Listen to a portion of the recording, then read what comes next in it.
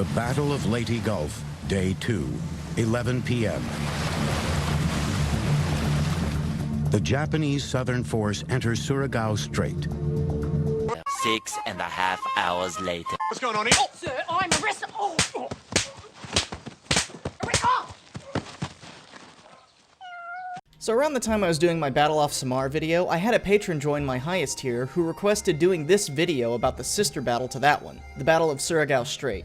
And although they both took place within the same larger clash around the Philippines, they are both extremely different. To put it in a sentence, if the Battle off Samar is the naval equivalent to David and Goliath, the Battle of Surigao Strait is the naval equivalent to clubbing a seal. But more on that after a little backstory, which is basically the same as the Samar video, so I'll be sort of brief about it. This battle takes place during MacArthur's triumphant return to the Philippines in 1944 after being forced out in 41, and saw his push through the Pacific that had previously sort of taken a back seat to Nimitz's take center stage, with lots of resources being allocated to this campaign. And the general idea was to land here, on the island of Leyte, to begin the liberation of the Philippines. This, once achieved, could potentially cut off the Japanese home islands from the rest of their takings in Southeast Asia, and effectively cut the front in half. To counter this, the Japanese gathered most of the remainder of their naval force and devised a plan that would see two pincers come through the Philippines and destroy the landing force from the sea. The first was under Admiral Kurita, coming through the north called Center Force, which we already talked about. And the second was two groups under Nishimura with 7 ships, and Shima, also commanding 7, coming up through the south through Surigao Strait called Southern Force.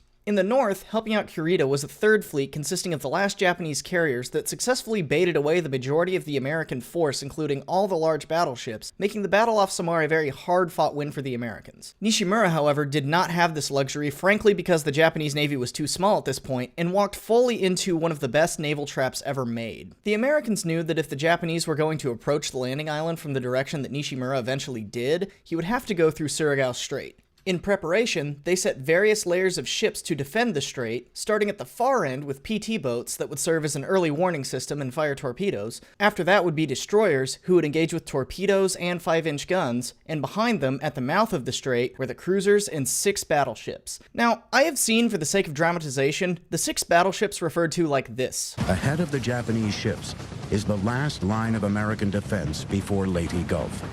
8 cruisers and 6 old battleships steaming across the northern mouth of the strait. They are all that stands between the Japanese and Leyte. Which is about the biggest understatement of the century. Only 6 battleships is like saying you're only fighting 3 superpowers. Anyways, 5 of these battleships, West Virginia, Maryland, Tennessee, California, and Pennsylvania, had all received various levels of damage at Pearl Harbor and would now get their chance to deliver payback firsthand. A few of these were also fitted with the newest radar-assisted targeting systems that would prove deadly in the upcoming battle. The Americans had seen previously how effective Japanese nighttime torpedo attacks could be, especially a few years prior at Guadalcanal, and this configuration hoped to minimize the chances of it happening again by being so well prepared for the incoming Japanese warships.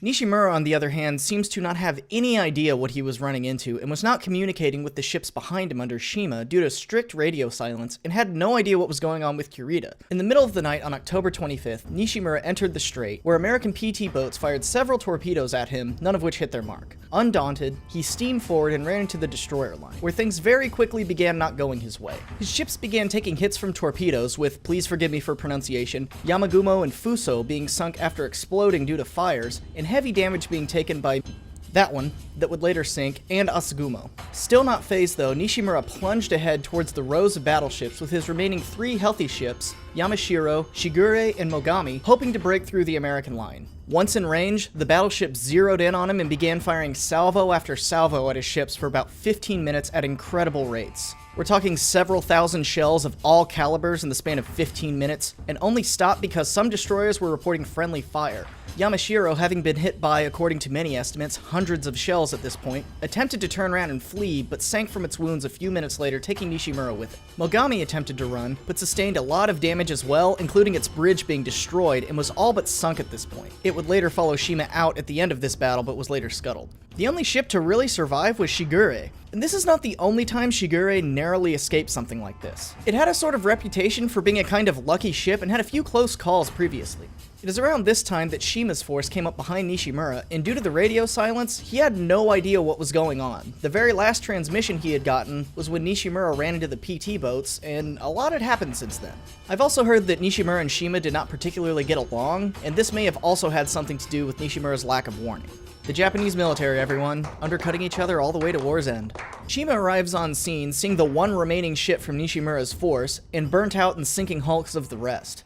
All right, who's not dead? He attempted an attack, sending his destroyers ahead to find targets, but due to the smoke from the large American barrage, they could not find any, and he withdrew. Arguably the wiser choice in this scenario. Although this battle on the surface seems a historical curiosity and not necessarily too much to study, I think it very well sums up the power balance between the United States and the Japanese at this point in the war, and the Japanese understanding of it. Whether it's Nishimura's insistence on a kamikaze-like drive through the American line as an almost foreshadowing to the debut of the kamikazes a few days later on the northern part of the fleet, or Shima's rather level-headed sizing up of the situation and waiting to fight another day, the rising sun had set on Japanese naval striking power in the Pacific. The combined losses suffered at all the battles around the Philippines, the Shibuyan Sea, Samar, and Surigao Strait, has made the Japanese Navy a shell of its former self, giving the Americans in the year or so to come overwhelming supremacy of the seas. But most importantly, this battle has a huge impact on naval warfare from the beginning of time to then, as it would be the very last battle in history where battleships traded fire with each other, marking the definitive point of the end of the age of the battleship into the age of the aircraft carrier, which is captured perfectly by this quote from historian Samuel Eliot Morison, who said, "One can imagine the ghosts of all great admirals, from Raleigh to Jellicoe, standing at attention as the battle line went into oblivion." Thank you to all my patrons, especially Keith Douglas who requested this video, as well as people whose names you'll see on the screen that are in my Pantheon Up tiers. Thank you all for watching, and I'll see you on the next one.